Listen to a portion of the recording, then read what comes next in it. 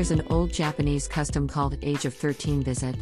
A child who reaches 13 years old by the traditional system of age reckoning visits a specific local shrine to receive wisdom. The important event has one critical rule. The 13-year-old visitor should never look back until they pass through the shrine's gate after the visit. If it happens, wisdom they've just gotten is returned. Every time a topic of the visit was brought up by some chance in my childhood, my mother would strictly instruct me not to look back when my visit came. It had become a repeated threat for me. After those years, I reached 11 years old, which is 13 by the traditional system, and the day for the visit arrived. I was so tensed and nervous because of years of my mother's threat. I got dressed up with kimono and my mother put a wig on my hair to make me look grown up. While I was greedy enough to look forward to getting wisdom, I was anxious about looking back as much. From the moment we left home, my mother kept reminding me not to look back at the shrine. As the pressure had accumulated, a sense of panic had been built inside of me. By the time we prayed at the altar in the shrine and started leaving, I was panicky. On the spot about only several yards to the exit gate, I couldn't stop myself and looked over my shoulder. I blundered away my once-in-a-lifetime visit. My mother made sure I didn't look back when we passed the gate. I lied and said no. On our way home, we dropped by my aunt's house. She noticed that I was wearing a wig. But when she pointed it out, my mother instantly denied it.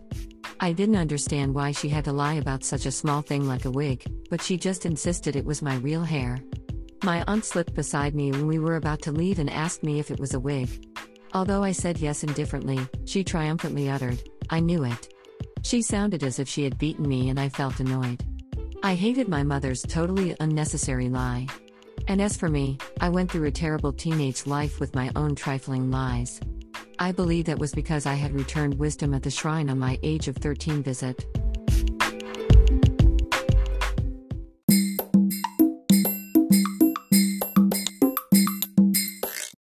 Audiobook, Japanese Dream by Hitomi Woods on sale at online stores or apps. Apple, Audible, Google Play, Nook Audiobooks, 43 available distributors in total.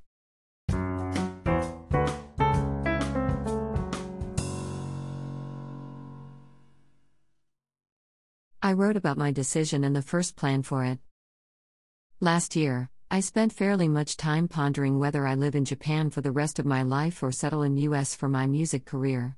I used to live in the States for music and returned to Japan temporarily.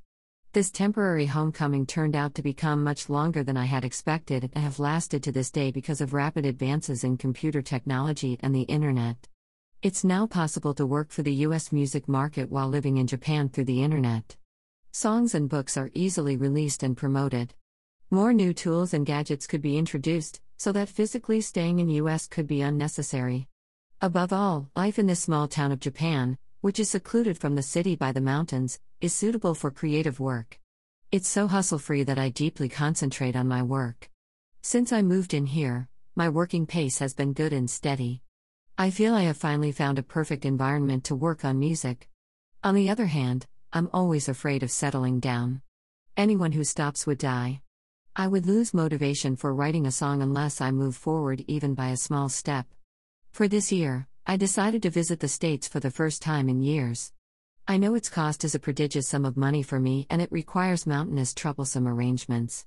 I also know too well that after those efforts, what awaits me are an excruciatingly long flight, murderous jet lag, and countless unpleasant incidents.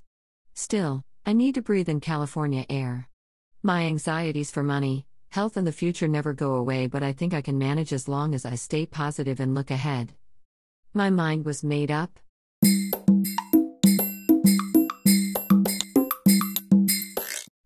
Audiobook, Japanese Dream by Hitomi Woods on sale at online stores or apps.